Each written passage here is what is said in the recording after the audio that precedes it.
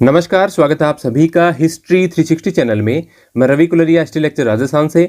हम पढ़ रहे थे कक्षा 12 एनसीईआरटी हिस्ट्री की सेकंड बुक भारतीय इतिहास के कुछ विषय भाग 2, जिसका सेकंड चैप्टर है भक्ति सूफी परंपराएं। पिछले वीडियो में हमने दक्षिणी भारत में भक्ति परंपराओं के बारे में बात की थी। काफी सारे दक्षिण भारत के संतों के बारे में हमने पढ़ा था। इस वीडियो में हम दक्षिणी भारत की एक दूसरी परंपरा वीर शैव परंपरा के बारे में, उत्तर भारत में भक्ति परंपरा के बारे में और इस्लामी परंपराओं के बारे में जानकारी लेंगे। तो शुरुआत करते हैं दक्षिण भारत में ही एक और परंपरा वीर शैव परंपरा के बारे में, जिसमें किताब में हालांकि पूरी तरह स्पष्ट नहीं दे रखा है, लेकिन मैं उसको काफी विस्तार से बताकर और आपकी सारी जो कंफ्यूजन है उनको दूर करने का प्रयास करूंगा। कर्नाटक की वीर शैव परंपरा। 12वीं शताब्दी में कर्नाटक में एक नवीन आंदोलन का उद्भव हुआ, जिसका नेतृत्व बासवन्ना या इनको बासव कहा जाता था नामक एक ब्राह्मण ने किया। बासवन्ना कलाचुरी राजा के दरबार में मंत्री थे। कलाचुरी राजा का नहीं, वंश का नाम है। कलाचुरी वंश के एक राजा के दरबार में ये मंत्री हुआ करते थे। इनके अनुयायी वीर शैव यानी शिव के वीर और लिंगायत लिंग धारण करने वाले यानी शिवलिंग धारण करने वाले कहलाए। आज भी लिंगायत समुदाय का इस क्षेत्र में महत्व है। वे शिव की आराधना लिंग के रूप में करते हैं। इस समुदाय के पुरुष वाम स्कंद पर यानी बाएं कंधे पर चांदी के एक पिटारे में एक लघु लिंग को धारण करते हैं, और वो लिंग भी परंपरागत लिंग नहीं है। किस प्रकार का है आप चित्र में देख पा रहे होंगे। जिन्हें श्रद्धा की दृष्टि से देखा जाता है उनमें जंगम अर्थात यायावर भिक्षु शामिल हैं। वैसे लिंगायतों के जो 4 उपवर्ग हैं, अभी मैं लिंगायत और वीर शैव में भी आपको कुछ अंतर बताऊंगा। लिंगायतों के 4 उपवर्ग हैं, जिनमें एक है जंगम, मैं यहां पर नाम लिख देता हूं, जंगम और शीलवंत, इसके अलावा वणिक और पंचमशाली। 4 उपवर्ग हैं लिंगायतों के, वणिक और पंचमशाली। ये लिंगायतों के 4 उपवर्ग हैं। उसमें से एक का यहाँ पर जिक्र है जंगम यानी यायावर भिक्षु। ये मतलब घूम घूम कर उनके जो भक्ति गीत हैं वो गाया करते हैं। लिंगायतों का विश्वास है कि मृत्यु उपरांत भक्त शिव में लीन हो जाएंगे तथा इस संसार में पुनः नहीं लौटेंगे। यानी मृत्यु के बाद में सभी जो शिव के भक्त हैं वो शिव जी में लीन हो जाएंगे और उनको जन्म मरण के चक्र से मुक्ति मिल जाएगी। धर्मशास्त्र में बताए गए श्राद्ध संस्कार का वे पालन नहीं करते और अपने मृतकों का विधि पूर्वक दफनाते हैं। यानी एक तो ये हिंदू परंपराओं में जो अंतिम संस्कार की क्रिया है उसकी पालना न करते हुए ये दफनाने की क्रिया अपनाते हैं, यानी शवों को जलाते नहीं है, दफनाते हैं। इसके अलावा ये श्राद्ध संस्कार भी नहीं करते। जैसे अभी श्राद्ध ही चल रहे थे और श्राद्धों में जिस प्रकार के जो संस्कार किए जाते हैं अपने पूर्वजों को लेकर, वो ये नहीं करते हैं। लिंगायतों ने जाति की अवधारणा और कुछ समुदायों के दूषित होने की ब्राह्मणीय अवधारणा का विरोध किया कि जो 4 वर्णीय व्यवस्था है उसमें निम्न वर्णों की जो बात है या वर्ण व्यवस्था से बाहर जो अछूत जातियां थी, इस प्रकार के सिद्धांतों में ये विश्वास नहीं करते और इसका इन्होंने विरोध किया। पुनर्जन्म के सिद्धांत पर भी उन्होंने प्रश्नवाचक चिन्ह लगाया। इन सब कारणों से ब्राह्मणीय सामाजिक व्यवस्था में जिन समुदायों को गौण स्थान मिला था वे लिंगायतों के अनुयायी हो गए। यानी जो वर्ण व्यवस्था में सबसे निचले पायदान पर थे या वर्ण व्यवस्था में बाहर जातियां थी, उन समुदायों के लोगों ने लिंगायतों में अपने आप को समाविष्ट कर लिया। यानी लिंगायत जो परंपरा है उसके वो फॉलोअर बन गए। धर्मशास्त्रों में जिन आचारों को अस्वीकार किया गया था, जैसे वयस्क विवाह और विधवा पुनर्विवाह, लिंगायतों ने उन्हें मान्यता प्रदान की। जैसे विधवा का पुनर्विवाह नहीं होने दिया जाता था, बाद में किस प्रकार से ईश्वर चंद्र विद्यासागर वगैरह का जो आंदोलन चला, ये आप आधुनिक भारत में पढ़ते हैं। तो वयस्क विवाह यानी कि जवान होने के बाद में, वयस्क होने के बाद में विवाह पहले हो जाया करता था, मतलब बाल विवाह ज्यादा होते थे। तो इन्होंने वयस्क विवाह और विधवा पुनर्विवाह जो कि ब्राह्मणीय परंपरा में नहीं होते थे वो इन्होंने शुरू किए। वीर शैव परंपरा की व्युत्पत्ति उन वचनों से है जो कन्नड़ भाषा में उन स्त्री पुरुषों द्वारा रचे गए जो इस आंदोलन में शामिल हुए। जो शुरुआती अनुयायी थे बासवन्ना के, उनको शरण कहते हैं। शरण, बासवन्ना के शुरुआती अनुयायी, और इनके काफी सारे ग्रंथ थे। हालांकि बाद में अधिकांश उनमें से नष्ट हो गए, उसके बारे में अभी मैं आपको बताऊंगा। तो शरण जो भी थे इनके संत की तरह आप मान सकते हैं, और बासव के जो वचन थे उनके वचनों को की पालना ये करते हैं, जो कि कन्नड़ भाषा में रचे गए थे। मध्यवर्ती शताब्दियों में 2 मुख्य विकास देखने में आए। एक और तो तमिल भक्तों, खासतौर से जो वैष्णव परंपरा वाले थे, उनके विचारों को संस्कृत परंपरा में समाहित कर लिया गया, जिसका परिणाम सर्वाधिक प्रसिद्ध पुराणों में से एक भागवत पुराण की रचना थी। यानी भागवत पुराण की रचना हुई और उसके अंदर वैष्णवों की जो परंपरा थी उसको शामिल कर लिया गया, उससे संबंधित सारी बातें उसमें समाहित हैं। दूसरे 13वीं शताब्दी में भक्ति परंपरा का विकास महाराष्ट्र में हुआ। महाराष्ट्र में भक्ति परंपरा, अभी हम दक्षिणी भारत में भक्ति परंपरा पढ़ रहे थे। अनुष्ठान और यथार्थ संसार, ये बासवन्ना द्वारा रचित एक वचन है कि अनुष्ठानों में, पूजा अर्चना में तो वो कुछ और करते हैं, जबकि वास्तविक दुनिया में जो करना चाहिए वो नहीं करते हैं। इसको लेकर उनका एक कटाक्ष है। जब वे एक पत्थर से बने सर्प को देखते हैं तो उस पर दूध चढ़ाते हैं। यदि असली सांप आ जाए तो कहते हैं मारो मारो। देवता के उस सेवक को जो भोजन परोसने पर खा सकता है वे कहते हैं चले जाओ चले जाओ, किंतु ईश्वर की प्रतिमा को जो खा नहीं सकती वे व्यंजन परोसते हैं। यानी वो कह रहे हैं कि सांप की मूर्ति पर तो दूध चढ़ाते हैं और यदि असल में सांप आ जाए तो उसको मारते हैं, और जो व्यक्ति भूखे हैं जिनको भोजन की आवश्यकता है वो मांगने आते हैं तो उनको निकाल देते हैं अधिकांश लोग, जबकि ईश्वर की प्रतिमा जो पत्थर की मूर्ति या किसी धातु की मूर्ति जो खा नहीं सकती उसके सामने व्यंजन परोसते हैं। तो इस प्रकार से आप बासवन्ना के विचारों को देख सकते हैं कि जो ब्राह्मणीय परंपराएं हैं उसका वो विरोध कर रहे हैं। अब हम वीरशैव, इसमें आप बुक में पढ़ेंगे तो आपको लगेगा कि वीरशैव और लिंगायत एक ही बात है, और लंबे समय तक जो बाहरी लोग हैं जो वीरशैव या लिंगायत नहीं है वो अधिकांशतः यही मानते रहे हैं कि वीरशैव और लिंगायत लगभग एक ही बात है, लेकिन ऐसा नहीं है, इनमें अंतर भी है। और 2017-18 के आसपास कर्नाटक में काफी सारा विवाद भी हुआ, काफी आंदोलन भी हुए, जब लिंगायतों ने धार्मिक अल्पसंख्यकों का दर्जा मांगा। उन्होंने कहा कि हम हिंदू धार्मिक परंपरा में नहीं है, हमें अलग धर्म का दर्जा दिया जाए। तो लिंगायत बासवन्ना और शरणों के जो शुरुआती अनुयायी थे, बासवन्ना के शरण उनके अनुयायी हैं, उनको लिंगायत कहते हैं। ये वेदों, शास्त्रों, स्मृतियों और उपनिषदों में विश्वास नहीं करते, यानी जो भी हिंदू परंपराओं के ग्रंथ हैं उनमें विश्वास ये नहीं करते। मंदिर और मूर्ति पूजा का विरोध करते हैं, और शिवलिंग का भी वो रूप जो आपको शिवजी के मंदिर वगैरह में दिखाई देता है उसको नहीं मानते। इसके अलावा जो शिवलिंग का उनका दूसरा रूप है, सामान्य सा रूप है, जैसा कि आप चित्र में देख पा रहे हैं, इसको मानते हैं। और जैसा कि मैंने आपको बताया बाएं कंधे पर चांदी के पिटारे वगैरह में वो इस प्रकार से उसको साथ में रखते हैं। वीरशैव, वीरशैव वेदों और वर्ण व्यवस्था में विश्वास करते हैं, लिंगायत नहीं करते हैं।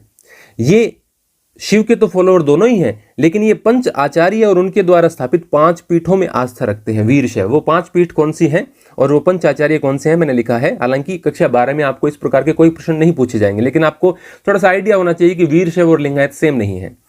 पंच आचार्य रेणुकाचार्य, दारुकाचार्य, एकोरामाचार्य, पंडिताराध्य और विश्वराध्य, और इनके द्वारा स्थापित 5 पीठ है। रंभापुरी जो कि मैसूर में स्थापित की गई थी, उज्जैन मध्य प्रदेश में, ऊखीमठ केदारनाथ में, श्रीशैल आंध्र प्रदेश में और काशी उत्तर प्रदेश में।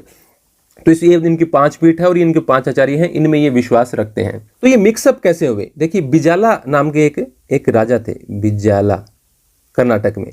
इन राजाओं ने ये जो लिंगायतों की परंपरा थी इनका काफी विरोध किया, और उनके काल में लिंगायतों को मतलब कह सकते हैं आप वहां से भगा दिया गया, और उनके जो ग्रंथ वगैरह हैं वो नष्ट कर दिए गए। और वीरशैवों ने यह प्रचारित किया कि लिंगायत उनमें से ही एक है, उनका कोई अलग अस्तित्व नहीं है। यानी वीरशैवों ने यह कहा कि लिंगायत हम में से ही है, हमारे ही समुदाय से हैं, जबकि लिंगायत खुद को अलग महसूस करते हैं, अलग मानते हैं। वो कहते हैं कि हमारी परंपराएं अलग हैं, और वो हिंदू धर्म में भी आस्था नहीं रखते। वो कहते हैं कि हमें एक अलग धर्म का ही दर्जा दिया जाए। और इस प्रकार के आंदोलनों में यदि आपने कभी अखबार वगैरह पढ़े होंगे, लेकिन 12th के बच्चों ने शायद नहीं पढ़े होंगे, M कलबुर्गी समाज सुधारक के रूप में, विद्वान के रूप में प्रसिद्ध थे। इन्होंने ये जो अंतर है लिंगायतों और वीरशैव के बीच में, इनको स्पष्ट करने का प्रयास किया, और हिंदुत्ववादी संगठनों ने इनका काफी विरोध किया और बाद में इनकी हत्या भी कर दी थी। लगभग 2015 के करीब इनकी हत्या हो गई थी। और 2017 में फिर लिंगायतों ने धार्मिक अल्पसंख्यकों के दर्जे की मांग की थी, तो कर्नाटक में काफी वाद विवाद हुआ था, काफी आंदोलन प्रदर्शन वगैरह हुए थे, और काफी हिंसक भी हो गया था वो आंदोलन।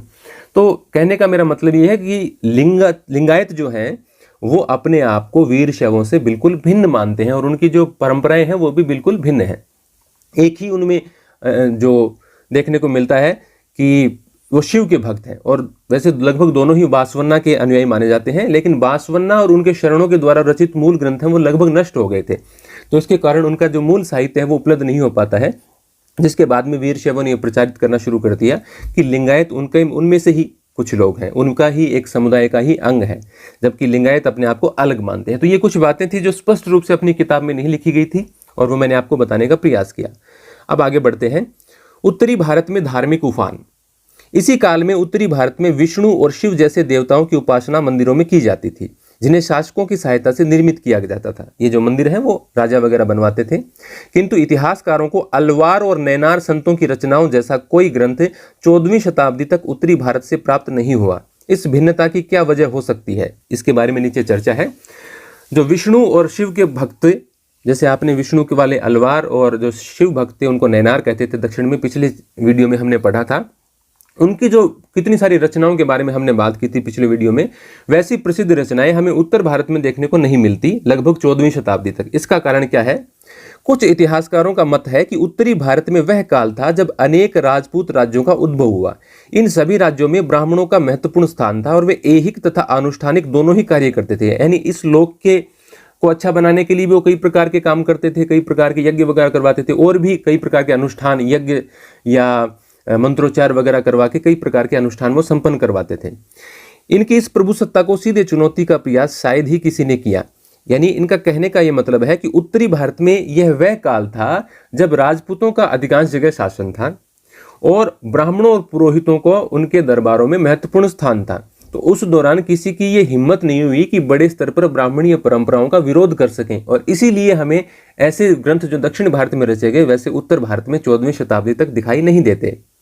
इसी समय वे धार्मिक नेता जो रूढ़िवादी ब्राह्मणीय सांचे के बाहर थे उनके प्रभाव में विस्तार हो रहा था। हालांकि ऐसे नेता, ऐसे संतों का प्रभाव बढ़ रहा था जो कि रूढ़िवादी ब्राह्मणीय व्यवस्था या जो 4 वर्णों में विश्वास वाली व्यवस्था है या जो अनुष्ठान वगैरह ये यज्ञ वगैरह करते हैं उनमें ज्यादा विश्वास नहीं रखते, उनका प्रभाव इस उत्तर एरिया में भी बढ़ रहा था। ऐसे नेताओं में नाथ, जोगी, सिद्ध आदि शामिल थे। जैसे आपने नाथ संप्रदाय के बारे में पढ़ा हो तो वैसे तो नाथ संप्रदाय वाले भगवान शिव को अपना आदि गुरु मानते हैं, लेकिन बाद में इनके जो मुख्य गुरु हैं वो जैसे मच्छेंद्रनाथ हैं या जो आधुनिक स्वरूप इसको प्रदान किया गोरखनाथ हैं वो नाथ संप्रदाय के हैं। और अभी आप देखें तो जैसे उत्तर प्रदेश में है नाथ संप्रदाय का मुख्य रूप से, तो योगी आदित्यनाथ हैं उत्तर प्रदेश के मुख्यमंत्री, वो अभी नाथ संप्रदाय के प्रमुख हैं, उसी मठ से माने जाते हैं वो। उनमें से बहुत से लोग शिल्पी समुदाय के थे जो कारीगर वगैरह थे, जिनमें जुलाहे शामिल थे। संयोजित दस्तकारी उत्पादन के विकास के साथ जो हाथ की कारीगरी है उसके द्वारा जो बेल बूटे या और प्रकार की जो डिजाइन वगैरह वो बनाते थे वस्त्रों के ऊपर, लकड़ियों के ऊपर, बढ़ रहा था। नगरीय केंद्रों के विस्तार तथा मध्य व पश्चिमी एशिया के साथ व्यापार के प्रसार के साथ ही इन दस्तकारी की वस्तुओं की मांग बढ़ी।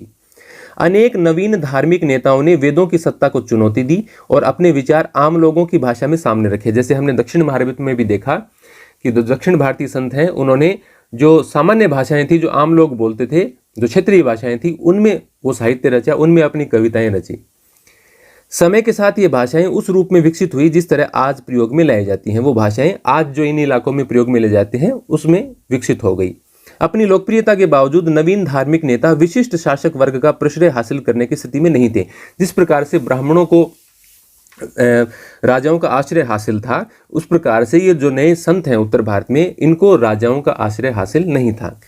इस स्थिति में एक नवीन तत्व भारत में तुर्कों का आगमन था, जिसकी पराकाष्ठा दिल्ली सल्तनत की स्थापना में हुई 13वीं शताब्दी में। जैसे 8वीं शताब्दी से ही मुस्लिम आक्रमणकारी भारत में आक्रमण करने लगते हैं। मोहम्मद बिन कासिम ने जब हराया सिंध के राजा दाहिर सेन को, वो एक महत्वपूर्ण पड़ाव था।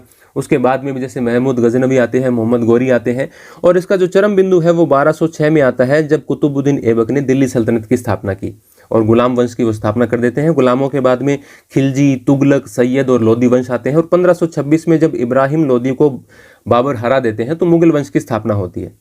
तो ये एक परिवर्तन आता है 13वीं शताब्दी के अंदर तुर्कों के आगमन से।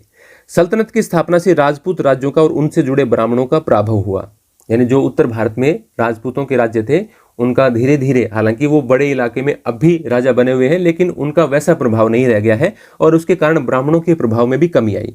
इन परिवर्तनों का प्रभाव संस्कृति और धर्म पर भी पड़ा और इसके कारण सूफियों का आगमन इन परिवर्तनों का एक महत्वपूर्ण अंग था। और हिंदुओं में भी भक्ति परंपरा में आगे काफी सारे परिवर्तन आए, जिसके बारे में हम इस चैप्टर में पढ़ेंगे। सूफियों के बारे में भी काफी विस्तार से पढ़ेंगे। अब ये जो इस्लामिक लोग आए हैं इसके कारण ही सूफी परंपराएं भारत में आई हैं, और वो सूफी परंपराएं कैसे विकसित हुई हैं, उनके जो प्रमुख हैं वो कौन कौन हैं, कौन कौन से उनके जो संत हुए हैं या उनके जो मौलवी वगैरह जो भी हम उनका नाम दें, इसके बारे में हम विस्तार से पढ़ेंगे। यहाँ कुरान शरीफ के एक पृष्ठ का हिस्सा दिया गया है जो कि आपने 11वीं में भी यदि पढ़ा हो, इस्लाम का उदय और विस्तार जो चौथा चैप्टर है उसमें भी ये चित्र दिया गया था। कुरान शरीफ जो मुसलमानों की पवित्र धार्मिक पुस्तक है कुरान, उसके एक पृष्ठ का हिस्सा दिया गया है। और ये जो कुरान है ये 8वीं या 9वीं शताब्दी की किसी पांडुलिपि से लिया गया है। ये प्राचीनतम पुराण है, इससे प्राचीनतम कुरान है। इससे पहले की ओरिजिनल कुरान हमें नहीं मिलती है, 8वीं 9वीं शताब्दी से पहले की। तो ये कुरान के एक पृष्ठ का हिस्सा दिया गया है यहाँ पर।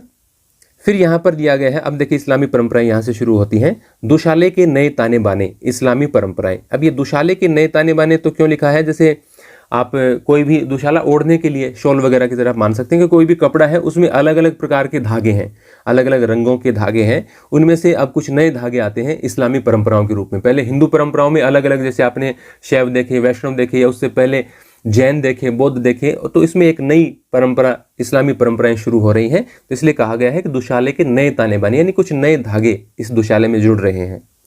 जिस तरह उपमहाद्वीप के विभिन्न क्षेत्र एक दूसरे से पृथक नहीं थे, उसी भांति समुद्र और पहाड़ों के परे के क्षेत्रों से भी संपर्क शताब्दियों से बना रहा था। यानी कई शताब्दियों से पहाड़ों और समुद्र के पार भारत के संपर्क रहे थे। प्रथम सहस्त्राब्दी में, यानी पहली सहस्त्राब्दी ईस्वी का मतलब है 1 से 1000 ईस्वी, सहस्त्राब्दी का मतलब होता है 1000 वर्षों का समय, में अरब व्यापारी समुद्र के रास्ते पश्चिमी भारत के बंदरगाहों तक आए। अरब प्रायद्वीप से आप देखेंगे तो पश्चिमी भारत के बंदरगाहों तक अरब व्यापारी आते थे। इसी समय मध्य एशिया से लोग देश के उत्तर पश्चिमी प्रांतों में आकर बस गए। मध्य एशिया वैसे तो आप मुख्य रूप से मानेंगे कजाकिस्तान, उज्बेकिस्तान, तुर्कमेनिस्तान, किर्गिस्तान और तजाकिस्तान के एरिया को, और कभी कभी अफगानिस्तान का कुछ हिस्सा भी इसमें मान लेते हैं, हालांकि एकदम फिक्स नहीं है, लेकिन ये वो एरिया है, आप इसमें चित्र में भी देख पा रहे होंगे। तो इस एरिया से भी बहुत सारे लोग आए मध्य एशिया से और भारत के उत्तर पश्चिमी प्रांतों में आकर बस गए। 7वीं शताब्दी में इस्लाम के उद्भव के बाद, इस्लाम का उद्भव 7वीं शताब्दी में, यदि आपने पिछले साल 11th में ठीक से पढ़ा होगा तो आपको याद होगा कि पैगंबर मोहम्मद के जन्म के बाद में उनका जो 610 से 632 ईस्वी का जो समय है, जिसमें कहा जाता है कि अल्लाह के दूत जिब्रील ने आकर उनको वो कुरान की आयतें बताई या जो धार्मिक बातें हैं वो बताई, और उन बातों को ही कुरान में शामिल किया गया है। तो ये 601 से 700, 7वीं शताब्दी का मतलब हो गया 601 से 700, तो इसके बीच की बातें हैं 610 से 632। इस दौरान अल्लाह के दूत जिब्रील ने पैगंबर हजरत मोहम्मद को वो बातें बताई जो कि कुरान में लिखी गई हैं, जो कि उनकी पवित्र धार्मिक किताब मानी जाती है और जिस पर इस्लाम टिका हुआ माना जाता है। और इसी में बीच में एक तारीख आती है 622, जिस समय उन्होंने मक्का से मदीना की यात्रा की थी, जिसको हिजरत बोलते हैं, और इस्लामिक कैलेंडर की पहली साल है वो भी 622 से ही शुरू की जाती है। तो ये काफ़ी सारी बातें हैं। मैं कभी इस्लाम के संबंधित कोई टॉपिक बताऊंगा तो उसमें ज़्यादा विस्तार से बताऊंगा, और भी इस्लाम की काफ़ी सारी बातें आज अपने वीडियो में आएंगी।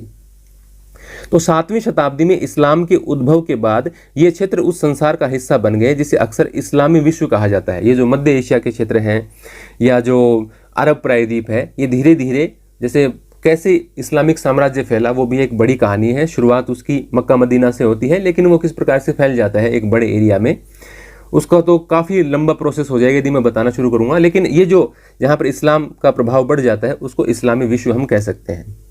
शासकों और शासितों के धार्मिक विश्वास, यानी जो शासक हैं, जो राजा वगैरह हैं, बादशाह हैं, उनका धार्मिक विश्वास, और जो शासित यानी जो आम लोग हैं जिन पर शासन चलाया जा रहा है या जिन पर जो राजा हैं वो शासन कर रहे हैं, उनके धार्मिक विश्वास, यानी राजाओं और आम जो प्रजा है उसके धार्मिक विश्वासों के बारे में बात रही है।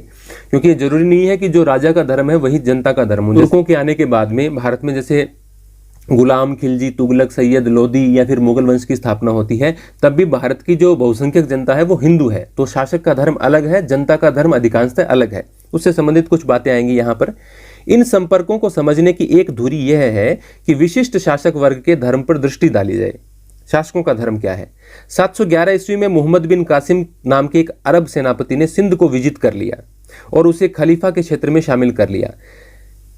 मोहम्मद बिन कासिम ने सिंध के राजा दाहिर सेन को पराजित कर दिया, और ये जो सिंध प्रांत है, अभी जो इसको पाकिस्तान में आप मान सकते हैं, सिंध प्रांत को खलीफा के क्षेत्र में शामिल कर लिया। खलीफा, अब खलीफा कौन होता था? जैसे मैं यहां से मिटा देता हूं, पैगंबर हजरत मोहम्मद जिन्होंने इस्लाम धर्म की स्थापना की, उनकी मृत्यु के बाद में मुसलमानों के सामने ये समस्या आई कि ये जो मुसलमानों का जो साम्राज्य बना है, ये जो धर्म बना है, इसको कैसे विस्तार किया जाए या कैसे इसको संरक्षित रखा जाए, आगे कौन इसका धार्मिक या राजनीतिक नेता हो।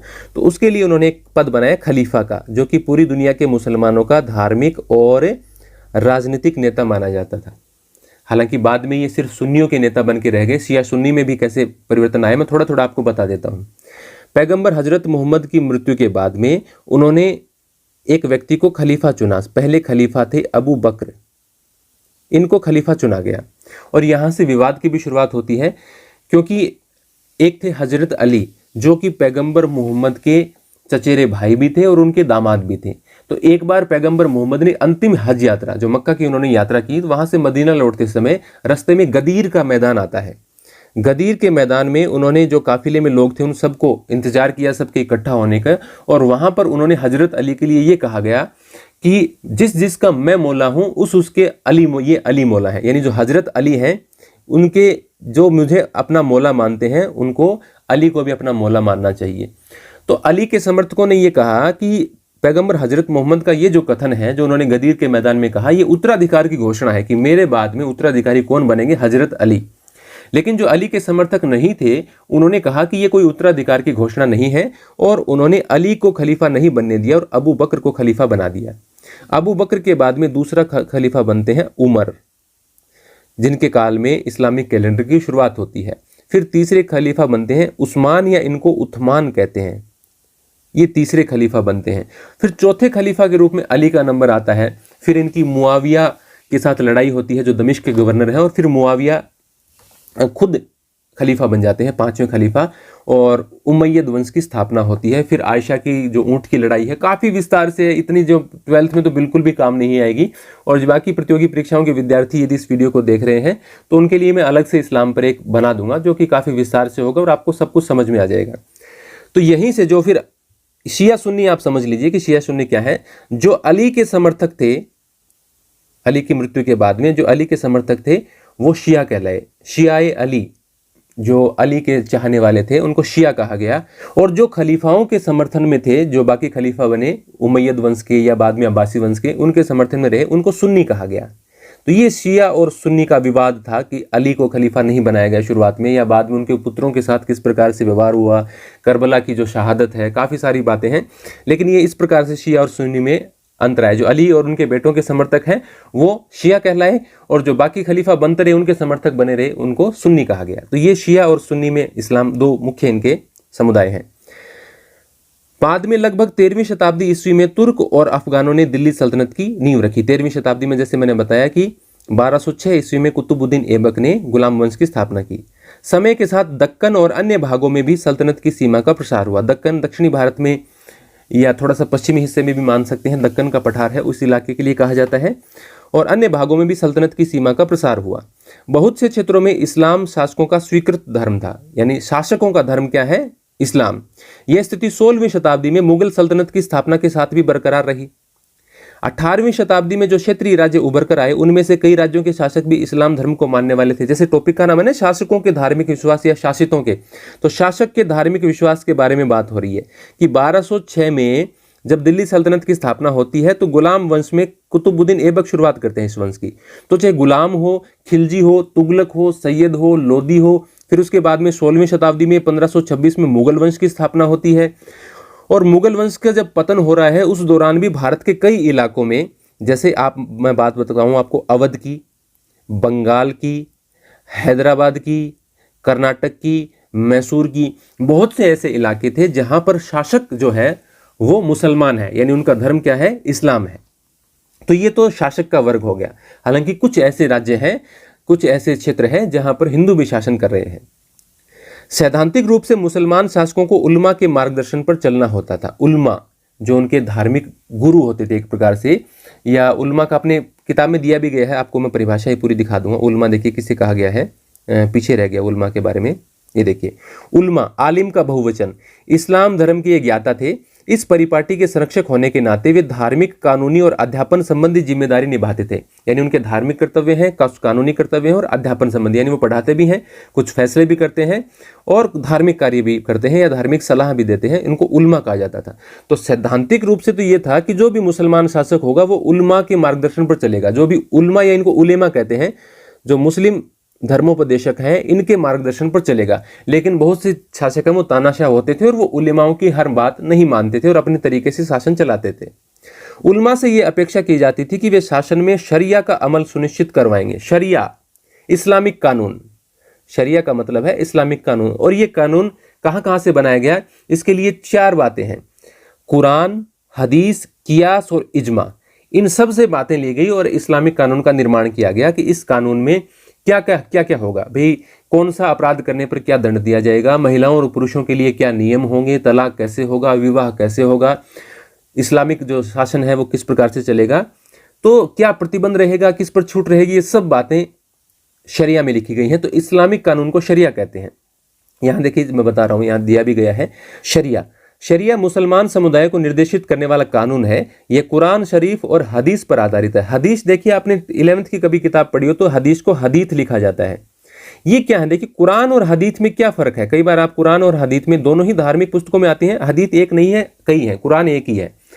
अब जो 610 से 632 ईस्वी के बीच में अल्लाह के दूत जिब्रील ने पैगंबर हजरत मोहम्मद को जो बातें बताई, उनको अल्लाह की बातें कहा जाता है, उनको हजरत मोहम्मद की बातें नहीं माना जाता। कि वो इसीलिए कुरान को कहा जाता है धार्मिक किताब, ईश्वरीय किताब इसको कहा जाता है। यानी ये ईश्वर की किताब है, अल्लाह की किताब है। यानी इसके जो शब्द हैं वो पैगंबर मोहम्मद ने खुद नहीं लिखे, अल्लाह के माध्यम से उन तक पहुंचाए गए थे और वो उन्होंने कुरान के अंदर लिखे, तो वो उसको तो कुरान कहते हैं। हदीथ, हालांकि कुरान उन्होंने खुद नहीं लिखी, उनकी जो बातें हैं उनके आधार पर बाद में लिखी गई, लेकिन वो जो शब्द जो अल्लाह के माध्यम से पैगंबर हजरत मोहम्मद तक पहुंचाए गए वो शब्द है कुरान में। हदीथ है पैगंबर हजरत मोहम्मद ने खुद कौन से वचन कहे या उन्होंने अपने जीवन में क्या किया, उनके जीवन में क्या क्या घटित हुआ, वो जो बातें हैं वो हदीथों में लिखी गई या हदीसों में लिखी गई हैं। तो इसको ये कुरान और हदीस में अंतर याद रखना। कुरान माना जाता है कि जो देवदूत जिब्रील ने, अल्लाह के दूत ने पैगंबर हजरत मोहम्मद को जो बातें बताई वो सारी अल्लाह की बातें मानी जाती है जो कि कुरान में लिखी हैं। हदीथ में पैगंबर मोहम्मद के खुद के वचन हैं, उनके खुद के कृत्य हैं, उनके खुद के जीवन की घटनाएं हैं। तो जो शरिया है ये कुरान शरीफ और हदीस पर आधारित है। इसमें कुछ और भी बातें हैं। हदीस का अर्थ है पैगंबर साहब से जुड़ी परंपराएं, जिनके अंतर्गत उनके समृद्ध शब्द यानी उनके जो खुद के बोले गए जो शब्द हैं और क्रियाकलाप भी आते हैं, जो काम उन्होंने किए, ये सब हदीथों में शामिल हैं या हदीसों में शामिल हैं। जब अरब क्षेत्र से बाहर इस्लाम का प्रसार हुआ, जहां के आचार व्यवहार भिन्न थे, तो कियास और इज्मा को भी कानून का स्रोत माने जाने लगा। जब इस्लाम का प्रसार हुआ और अलग अलग परंपराएं, अलग अलग रीति रिवाज देखे, तो उन्होंने कानूनों में कुछ और चीजें शामिल करने की कोशिश की, उसका दायरा विस्तृत करने का प्रयास किया। तो उन्होंने कुछ और बातें शरिया में शामिल की, वो है कियास और इज्मा। कियास है कि हदीथों में और ये जो कुरान है इसमें दी गई बातों की व्याख्या करें, अलग अलग तरीके से व्याख्या करके और तर्क के आधार पर कुछ नए नियम कानून बनाए। और इज्मा समुदाय की सहमति, जो मुस्लिम समुदाय है उसके जो महत्वपूर्ण गुरु हैं उनकी सहमति के आधार पर यदि भी कोई नियम बनता है तो उसको भी कानून का स्रोत माना जाने लगा। तो इसलिए हम कह सकते हैं कि शरिया में कुरान से, हदीस से, कियास और इज्मा, इन सब से मिलकर क्या बना है, शरिया कानून बना है, जो कि इस्लामिक कानून कहा जाता है। अब हम आगे बढ़ते हैं। लेकिन ये जो इस्लामिक कानून है, उलेमाओं से क्या अपेक्षा की जाती थी कि वो जहां पर भी मुसलमानों का शासन है वहां पर शरिया का अमल सुनिश्चित करवाएंगे, शरिया कानून लागू होगा। किंतु उपमहाद्वीप में स्थिति जटिल थी, क्योंकि बड़ी जनसंख्या इस्लाम धर्म को मानने वाली नहीं थी, तो इसलिए यहां पर शरिया लागू नहीं किया जा सकता था। इस संदर्भ में जिम्मी, जिसका शब्द अरबी शब्द जिम्मा से उत्पन्न हुआ है, ये अर्थात संरक्षित श्रेणी का प्रादुर्भाव हुआ। जिम्मी वे लोग थे जो उद्घटित धर्म ग्रंथ को मानने वाले थे, जैसे इस्लामी शासकों के क्षेत्र में रहने वाले यहूदी और ईसाई। आप देखिए, अभी आप समझ जाएंगे। जिम्मी का मतलब होगा जो गैर इस्लामी है, और गैर इस्लामियों में जो उद्घटित धर्म ग्रंथ के मानने वाले हैं, जैसे उद्घटित धर्म ग्रंथों को मानने वाले में है ईसाई और यहूदी। जिन इलाकों पर मुसलमानों का कब्जा था, उस इलाके में जो ईसाई और यहूदी रहते थे उनको जिम्मी कहा जाता था। अब भारत में ईसाई और यहूदी तो है नहीं, तो उनके आने के बाद में जब इस्लामी शासन भारत में स्थापित हुआ तो भारत में जिम्मियों में किस्म को शामिल किया गया, हिंदुओं को शामिल किया गया, और इन पर जजिया नामक कर लगाया जाता था। जो भी गैर मुसलमान है उन पर जजिया कर लगाया जाता था। मुसलमानों के अतिरिक्त, मुसलमानों पर नहीं लगता था, गैर मुसलमान जो मुसलमान नहीं है उन पर जजिया कर लगता था। तो ये लोग जजिया नामक कर चुकाकर मुसलमान शासकों द्वारा संरक्षण दिए जाने के अधिकारी हो जाते थे। यदि कोई इस्लामिक शासन में दूसरे धर्म का लोग रहना चाहते हैं तो उनको एक निश्चित कर चुकाना पड़ता था। उस कर को चुकाने के बाद में वो अपनी जो धार्मिक परंपराएं हैं उसकी पालना कर सकते थे और उस इलाके में रह सकते थे। बस उसके लिए उन्हें अलग से कुछ राशि चुकानी होती थी, जिसे जजिया कहा जाता था। भारत में इसके अंतर्गत हिंदुओं को भी शामिल कर लिया गया। मुगल शासक अपने आप को न केवल मुसलमानों का अपितु सारे समुदायों का बादशाह मानते थे। यह न कि केवल मुसलमान, जबकि उस इलाके में जो भी धर्मों के लोग रहते हैं हम उन सब के बादशाह हैं। वास्तव में शासक शासितों की तरफ काफी लचीली नीति अपनाते थे। जिन लोगों पर वो शासन कर रहे हैं उनकी तरफ लचीली नीति अपनाते थे, यानी बहुत ज्यादा कठोर नीति नहीं है कि उन सबका धर्म परिवर्तन करवा दिया जाए। उदाहरणतः बहुत से शासकों ने भूमि अनुदान व कर की छूट हिंदू, जैन, पारसी, ईसाई और यहूदी धर्म संस्थाओं को दी तथा साथ ही गैर मुसलमान धार्मिक नेताओं के प्रति श्रद्धा भाव व्यक्त किया। ऐसे अनुदान अनेक मुगल बादशाहों, जिनमें अकबर और औरंगजेब शामिल थे, के द्वारा दिए गए। यानी मुसलमान जो मुस्लिम शासक हैं उनके द्वारा भी जो अन्य धर्मों की संस्थाएं हैं उनको करों में छूट भी दी गई, उनको दान भी, जमीन भी दान दी गई मंदिर बनाने के लिए, चर्च बनाने के लिए। एक चर्च का उदाहरण भी आएगा नीचे, या यहूदियों की संस्था बनाने के लिए। और कई ऐसे जो मुस्लिम शासक भी थे जिन्होंने दूसरे धर्मों के प्रति श्रद्धा भाव व्यक्त किया, दूसरे धर्मों के जो संत थे उनके प्रति श्रद्धा भाव व्यक्त किया, जिनमें अकबर और औरंगजेब शामिल है। हालांकि औरंगजेब के लिए काफ़ी प्रसिद्ध है ये कट्टरता के लिए, और इन्होंने कई मंदिर वगैरह तोड़वाए भी थे, लेकिन औरंगजेब ने कई धार्मिक संस्थाओं को, कई हिंदू मंदिरों को दान भी दिया था, ऐसा भी सुनने में आता है और इतिहास की पुस्तकों में देखने को मिलता है। अकबर औरंगजेब की तुलना में काफ़ी उदारवादी थे। खंबात का गिरजाघर गुजरात में है ये। यह उद्धरण उस फरमान का अंश है जिसे 1598 में अकबर ने जारी किया। बादशाह का हुक्मनामा है ये। उन्होंने हुक्म दिया, अकबर ने क्या हुक्म दिया, हमारे बुलंद और मुकद्दस जहन में पहुंचा है कि मेरे पवित्र मन में ये पहुंचा है कि यीशु की मुकद्दस जमात, यीशु के जो पवित्र मानने वाले लोग हैं कि पादरी खंबायत गुजरात के शहर में इबादत के लिए गिरजाघर, एक इमारत की तामीर करना चाहते हैं। इसलिए यह शाही फरमान जारी किया जा रहा है कि खंबायत के महानुभाव किसी भी तरह से उनके रास्ते में न आए और उन्हें गिरजाघर की तामीर करने दें, जिससे वे अपनी इबादत कर सकें। इबादत का मतलब पूजा। यह जरूरी है कि बादशाह के इस फरमान की हर तरह से तामील हो, पालना हो। यानी वो एक आदेश जारी करते हैं कि मुझे सुनने में आया है कि कुछ ईसाई गिरजाघर का निर्माण करना चाहते हैं गुजरात के खंबात में, उनको गिरजाघर का निर्माण करने दिया जाए। कोई भी उनके रास्ते में आए, कोई रास्ते में न आए, कोई उनको रोके नहीं, ये मेरा आदेश है और इसकी पालना की जाए। मतलब उनको अपना गिरजाघर बनाने दिया जाए। यहाँ पर देखिए एक चित्र दिया गया है और इसके बारे में नीचे लिखा भी गया है, बादशाह जहांगीर और एक जोगी को दर्शाता हुआ मुगल चित्र है। बादशाह जहांगीर और एक जोगी, उनको दर्शाता हुआ मुगल चित्र है। मुगल बादशाहों के बारे में आपने पढ़ा होगा, बाबर, हुमायूं, अकबर, जहांगीर, शाहजहां, औरंगजेब, इस प्रकार से। जोगी के प्रति श्रद्धा, ये औरंगजेब द्वारा एक जोगी को लिखा गया पत्र है, उससे संबंधित बातें यहाँ पर दी गई हैं। बुलंद मकाम शिव मूरत गुरु आनंदनाथ जियो, ये उस गुरु को मतलब सम्मान देते हुए संबोधित कर रहे हैं। जनाब मोहतरम यानी श्रद्धे, अमन और खुशी से हमेशा श्री शिव जियो की पनाह में रहो, यानी आप शिव जी की भक्ति करते रहें, उनकी पनाह में रहें। पोशाक के लिए वस्त्र और 25 रुपए की रकम जो भेंट के तौर पर भेजी गई है आप तक पहुंचेगी। जनाब मोहतरम यानी श्रद्धे, आप हमें लिख सकते हैं जब भी हमारी मदद की जरूरत हो। यानी वो कह रहे हैं कि आपके लिए वस्त्र भेज रहा हूँ, 25 रुपए भेज रहा हूँ, और बाद में भी कभी आपको किसी की चीज की जरूरत पड़े तो हम आपकी मदद करने को तैयार हैं। लोक प्रचलन में इस्लाम, लोगों में, ये तो ऊपर तो शासकों में इस्लाम का प्रचलन है, यहाँ लोगों में इस्लाम का प्रचलन कैसे है। पहले ये खोज की पांडुलिपि देख लेते हैं। एक खोज की पांडुलिपि, नाम है खोज की। खोज की लिपि में लिपिबद्ध करने से पहले जीनन का मौखिक प्रेषण होता था। जीनन क्या है, देखिए जीनन व्युत्पत्ति है इसकी संस्कृत शब्द ज्ञान से। तो जीनन नाम से भक्ति गीत जो राग में निबद्ध थे, यानी एक लय ताल के साथ गाए जाते थे, पंजाबी, मुल्तानी, सिंधी, कच्छी, हिंदी और गुजराती में दैनिक प्रार्थना के दौरान गाए जाते थे। क्या गाए जाते थे, जीनन। भक्ति गीतों के नाम है ये, भक्ति गीतों को जीनन कहा जाता था। तो खोज की लिपि में लिपिबद्ध करने से पहले जीनन का मौखिक प्रेषण होता था, यानी जब खोज की लिपि की शुरुआत नहीं हुई थी उससे पहले इनको मौखिक परंपरा में आगे बढ़ाया जाता था, बोलकर चलते थे आगे, बाद में इनको लिपिबद्ध कर दिया गया। खोज की लिपि कहाँ से निकली है, स्थानीय लिपि लंडा, व्यापारियों की संक्षिप्त लिपि है ये। लंडा, जैसे लंडा का अर्थ होता है बिना पूंछ का, जैसे आपने पंजाबी गानों में लंडी जीप का नाम सुना होगा।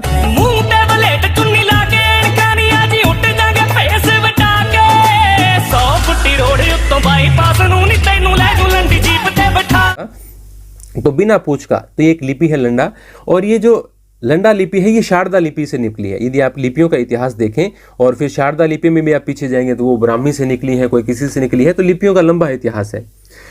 तो पंजाब, सिंध और गुजरात के खोजा समुदाय के लोग सभी लंडा लिपि का प्रयोग करते थे। खासतौर से ये व्यापारियों की, महाजनों की लिपि थी पंजाब और सिंध के इलाके में। अब हम वापस यहां पर आ जाते हैं। लोक प्रचलन में इस्लाम। इस्लाम के आगमन के बाद जो परिवर्तन हुए वे शासक वर्ग तक ही सीमित नहीं थे, अपितु पूरे उपमहाद्वीप में दूर दराज तक और विभिन्न सामाजिक समुदायों, किसान, शिल्पी, योद्धा, व्यापारी के बीच फैल गए। अब वो 5 मुख्य बातें जो कि एक इस्लाम ग्रहण करने वाले एक मुसलमान के लिए अनिवार्य बताई गई हैं कि पहला, जो उनका पहला कलमा है, ला इलाहा इल्लल्लाह मुहम्मद रसूलुल्लाह, इस प्रकार से आता है। उसका मतलब यहाँ पर दे रखा है हिंदी में, अल्लाह एकमात्र ईश्वर है और पैगंबर मोहम्मद उनके दूत हैं। एकमात्र ईश्वर अल्लाह है और पैगंबर मोहम्मद उनके दूत हैं। ये पहला कलमा है उनका, जो मैंने अभी आपको अरबी में बताया। दिन में 5 बार नमाज पढ़ी जानी चाहिए। खैरात या जकात बांटनी चाहिए। हालांकि खैरात के ब्रैकेट में जकात नहीं लिखा जाना चाहिए, खैरात और जकात दोनों अलग है, मैं अभी आपको बताऊंगा। खैरात बांटनी चाहिए, ज़कात बांटनी चाहिए, रमजान के महीने में रोज़ा रखना चाहिए और हज के लिए मक्का जाना चाहिए। यानी 5 मुख्य हैं। एक तो शॉर्ट में आपको बताऊं तो एक क्या है, पहला कलमा। पहला कलमा क्या है कि एकमात्र ईश्वर अल्लाह है और पैगंबर मोहम्मद उसके दूत हैं, तो ये पहला है, पहला कलमा। दूसरा क्या है, नमाज पढ़ना, दिन में 5 बार नमाज पढ़ना। तीसरा क्या है, ज़कात, यानी एक प्रकार का धार्मिक दान है ये। चौथा क्या है, रोजा रखना। और 5वां क्या है, हज यात्रा करना, यानी मक्का मदीना की यात्रा करना। पहला कलमा मैंने आपको बताया, नमाज दिन में 5 बार। ज़कात, जिसकी अपनी किताब में क्या है, ज़कात के ब्रैकेट में ही खैरात लिख रखा है, आगे भी लिख रखा है एक जगह। ज़कात अलग है। ज़कात क्या है, मैं यहां पर आपको समझा देता हूं। मुसलमानों के लिए कहा गया है कि आपकी जो भी बचत है, आमदनी नहीं, जितना आपकी एक साल में बचत है उसका 40वां भाग, 1/40 भाग दान में देना चाहिए। और 1/40 भाग को आप प्रतिशत में बदलेंगे तो 2.5% होता है, 2.5%।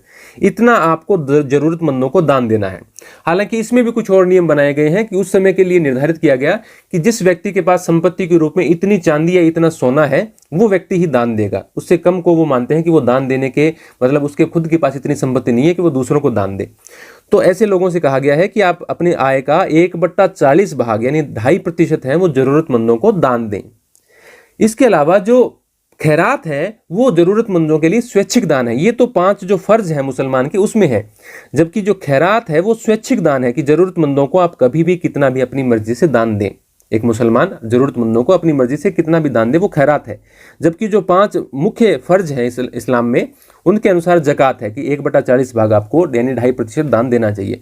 तो ज़कात और खैरात अलग है, अपनी बुक में इसको मेंशन नहीं किया गया है। किंतु इन सार्वभौमिक तत्वों में अक्सर सांप्रदायिक वजहों से तथा स्थानीय लोकाचारों के प्रभाव की वजह से भी धर्मांतरित लोगों के व्यवहार में भिन्नता देखने में आती थी। क्यों? क्योंकि उनमें खुद में ही भिन्नता है शिया और सुन्नियों में। शिया और सुन्नी क्या है, मैंने आपको उनके विवाद के बारे में बताया। उदाहरणतः खोजा इस्माइली जो शिया समुदाय के लोग हैं, उन्होंने कुरान के विचारों की अभिव्यक्ति के लिए देसी साहित्यिक विधा का सहारा लिया। जीनन नाम से भक्ति गीत जो राग में निबद्ध थे, पंजाबी, मुल्तानी, सिंधी, कच्ची, हिंदी और गुजराती में दैनिक प्रार्थना के दौरान गाए जाते थे।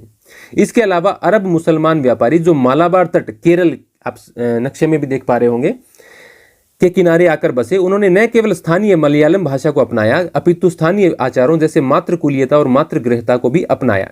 हालांकि उनमें भी कुछ जो उनकी जो परंपराएं उनमें भी कुछ बदलाव आ जाते थे। जैसे मातृकुलीयता परंपरा क्या है कि जैसे अध्याय 3 में हमने पढ़ा था कि घर की मुखिया है वो महिला होगी। जैसे जो पितृ सत्तात्मक व्यवस्था होती है उसमें घर का मुखिया पिता होता है। मातृकुलीयता में या मातृवंशिकता में घर की मुखिया माता होती है या महिला होती है। मातृगृहता बिल्कुल उल्टी परंपरा है जो कि आजकल आप देखते हैं सामान्य तौर पर कि एक महिला है वो विवाह के बाद अपने पति के घर जाकर रहती है। मातृगृहता में उल्टा है कि महिला है वो अपने घर में ही रहेगी, उसका पति उसके साथ आकर रहेगा। बिल्कुल उल्टा हो गया ना कि महिला की जगह पुरुष है वो महिला के घर में जाकर रहेगा, उसकी संतानें हैं वो भी वहीं पर रहेंगी। तो ये मातृगृहता परंपरा है, अपनी बुक में आगे दे भी रखी है। तो ऐसी परंपराओं को उन मुसलमानों ने अपनाया जो कि अरब से भारत के तटीय इलाकों में आकर बसे थे। एक सार्वभौमिक धर्म के स्थानीय आचारों के संग जटिल मिश्रण का सर्वोत्तम उदाहरण संभवतः मस्जिदों की स्थापत्य कला में दृष्टिगोचर होता है कि कितनी अलग अलग प्रकार से मस्जिदों का निर्माण किया गया, कैसे कैसे उनकी संरचनाएं हैं, कैसे कैसे उनके आकार हैं भिन्न भिन्न प्रकार के। हालांकि कुछ बातें उनमें एक ही होती हैं जो मैं आपको बताऊंगा। मस्जिदों के कुछ स्थापत्य संबंधी तत्व सार्वभौमिक थे, यानी जो सभी मस्जिदों में पाए जाते हैं। बहुत सी उनकी संरचनाओं में बदलाव है लेकिन कुछ मुख्य बातें हैं जो कि सभी मस्जिदों में सेम पाई जाती हैं। क्या? इस्लाम का इमारत का मक्का की तरफ अनुस्थापन जो मेहराब, प्रार्थना का आला और मिंबर, व्यासपीठ की स्थापना से लक्षित होता था। मिंबर, जैसे इसको मिनबार भी लिखा हुआ मिलता है आपको कई बार, लेकिन मिनबार नहीं, मिंबर ही सही शब्द होगा इसका। कई किताबों में आप देखेंगे, अभी आपके पास जो किताबें होंगी उसमें मिनबार होता है, लेकिन इसको आप मिंबर कहेंगे, व्यासपीठ। मेहराब क्या होता है, जैसे मैं आपको चित्र दिखाता हूं, एक प्रार्थना का आला। मुसलमान नमाज जब भी पढ़ेंगे उनका मुंह मक्का की तरफ होगा। जो सऊदी अरब में उनका पवित्र स्थान है मक्का, जहां पर काबा स्थित है, वो घनाकार संरचना, जहां पर उनका पवित्र धार्मिक स्थल माना जाता है। पहले वहां पर किसी समय मूर्ति पूजा हुआ करती थी, इस्लाम की स्थापना के बाद में वहां से मूर्तियां हटाई गई, वो एक लंबी कहानी है। लेकिन दुनिया भर के मुसलमान नमाज करते समय अपना मुंह किस तरफ करेंगे? काबा की ओर करेंगे। मक्का में जो काबा स्थित है उसकी ओर करेंगे। तो उसके लिए मस्जिद में क्या किया जाती है, एक मेहराब बनाई जाती है, उससे दिशा का पता चल जाता है कि हमें किस ओर मुंह करके नमाज पढ़नी है। तो एक तो वो मेहराब, हर मेहराब है वो इस दिशा में लिखी बनाई हुई मिलती है कि लोगों का नमाज पढ़ते समय मुंह मक्का की तरफ हो जाए। मिंबर, व्यासपीठ, ये आप मैं दिखा रहा हूँ, इस प्रकार की एक संरचना होती है पोडियम जैसा, जहां पर जो मौलवी है वो मौलवी या जो इमाम है वो उपदेश देता है। जो मस्जिद का इमाम है जहां खड़ा होकर उपदेश देता है या अपनी बात बोलता है, उसको बोलते हैं मिंबर या व्यासपीठ, आप हिंदी में कह सकते हैं। और मेहराब क्या है, वो दिशा सूचक एक संरचना है, उससे दिशा का बोध होता है कि मुसलमानों को किस तरफ मुंह करके नमाज पढ़नी है। मुसलमान हमेशा मक्का की तरफ मुंह करके नमाज पढ़ते हैं। तो ये मेहराब और मिंबर ऐसे बहुत से तत्व हैं जो सार्वभौमिक है, सभी मस्जिदों में सेम दिखाई देते हैं। बाकी बहुत से ऐसे तत्व भी हैं जिनमें भिन्नता देखने में आती है, जैसे छत और निर्माण का सामान, कि वो पत्थरों से बनती है, ईंटों से बनती है, छत गोलाकार है या किस प्रकार की है, उनमें बहुत सारे परिवर्तन हैं। लेकिन ये जो दो बातें हैं, मेहराब और मिंबर, ये सभी मस्जिदों में सेम होती हैं। यहाँ पर एक मस्जिद दी गई है, ईंटों की बनी अतिया मस्जिद, बांग्लादेश की है, ये ईंटों से बनी हुई है। यहाँ पर एक केरल में 13वीं शताब्दी की बनी हुई एक मस्जिद दिखाई गई है, जिसका शिखर की आकार है, उसकी छत देखिए, जैसे आपको कोई बौद्ध परंपरा वाला मठ दिखाई दे रहा हो, इस प्रकार की छत इसकी दिखाई दे रही है। यानी इनकी जो संरचनाएं हैं वो अलग अलग प्रकार की हो सकती हैं। समुदायों के नाम, जैसे हिंदू और मुसलमान जैसे शब्द हैं, इनको हम धार्मिक समुदायों का निश्चित द्योतक मान लेते हैं कि इससे हमें किसी धार्मिक समुदाय का पता चलता है कि हिंदू और मुसलमान, कौन हिंदू कौन मुसलमान है, उससे धार्मिक समुदाय जो समुदाय है उसके बारे में हमें जानकारी मिलती है। लेकिन ये शब्द पहले इस्तेमाल ही नहीं होते थे। हिंदू शब्द पहले इस्तेमाल ही नहीं होता था, किसी धार्मिक समुदाय के लिए इस्तेमाल नहीं होता था। मैंने आपको एक चैप्टर में समझाया भी था कि हिंदू शब्द है वो किसके लिए इस्तेमाल किया जाता था, जो सिंधु नदी के पूर्वी ओर जो इलाके थे उनके लिए हिंदुस्तान या हिंदू लोग उनको कहा जाता था। बाद में इसका धार्मिक रूप में नाम इस्तेमाल होने लगा। इसी प्रकार से 13वीं-14वीं शताब्दी में मुसलमान शब्द भी हमें देखने को नहीं मिलता। जिन इलाकों से जो इस्लाम को मानने वाले लोग आए थे उनके नाम से उनको संबोधित किया जाता था। जैसे इनमें मुसलमान शब्द का शायद ही कहीं प्रयोग हो, अच्छा ऊपर रह गया थोड़ा सा। सच तो यह है कि इन शब्दों का बहुत समय तक कोई प्रचलन नहीं था, किसका, हिंदू और मुसलमान का। जिन इतिहासकारों ने 8वीं से 14वीं शताब्दी के मध्य संस्कृत ग्रंथों और अभिलेखों का अध्ययन किया है, वे इस तथ्य को उजागर करते हैं कि इनमें मुसलमान शब्द का शायद ही कहीं प्रयोग हुआ हो।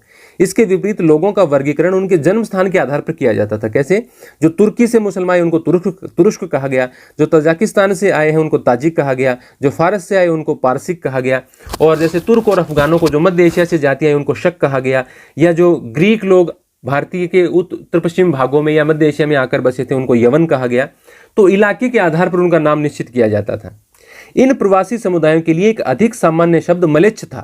भारतीय परंपराओं में जो बाहरी समुदाय थे, जो बाहर से आने वाले आक्रमणकारी थे, या जो हिंदू समाज में वर्ण व्यवस्था थी या वर्ण व्यवस्था के बाहर की कुछ जातियां, उसके अलावा कोई था, उनको मलेच्छ कहा जाता था। या कई बार इस शब्द का अर्थ ये मिलता है कि जो बाहरी आक्रमणकारी हैं उनके लिए मलेच्छ। तो ये बाहर से बाहर जो भी आते थे इनके लिए भारतीय परंपराओं में मलेच्छ शब्द इस्तेमाल किया जाता था, जो इस बात की ओर इंगित करता है कि वह वर्ण नियमों का पालन नहीं करते थे। यानी वर्ण नियमों को पालन नहीं करने वाले और ऐसी भाषाएं बोलने वाले जो संस्कृत से नहीं उपजी हैं उनको मलेच्छ कहा गया। तो ये बाहरी अपने आप ही होंगे, भारत के इलाके में होंगे तो निश्चित रूप से ऐसी भाषाएं बोलते होंगे लगभग जो कि संस्कृत से पैदा हुई हों, या फिर वो जो वर्ण व्यवस्था है उसको मानने वाले हों, या उनको मलेच्छ कहा गया। मलेच्छ शब्द का उनके लिए इस्तेमाल किया गया। तो आप सीधा से ये कहते हैं भारतीय उपमहाद्वीप से बाहर से जो भी आए उनके लिए मलेच्छ शब्द का इस्तेमाल किया गया।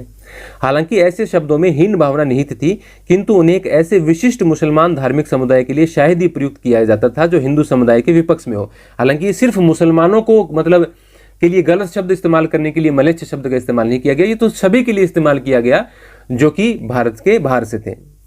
जैसा कि हमने अध्याय 5 में देखा है कि हिंदू शब्द अनेक तरह से इस्तेमाल किया जाता था। एक पूरा बॉक्स बना हुआ था हिंदू शब्द के लिए। उसे धार्मिक समुदाय के एकमात्र अर्थ में सीमित नहीं किया जा सकता। उस समय हिंदू शब्द यदि आपका मतलब देखें तो उसको एक धार्मिक समुदाय के रूप में बांधकर आप नहीं देख सकते। हिंदू शब्द का मतलब कुछ और था। ये श्रीनगर की झेलम नदी के किनारे बनी शाह हमदान मस्जिद कश्मीर की सभी मस्जिदों में मुकुट का नगीना समझी जाती है।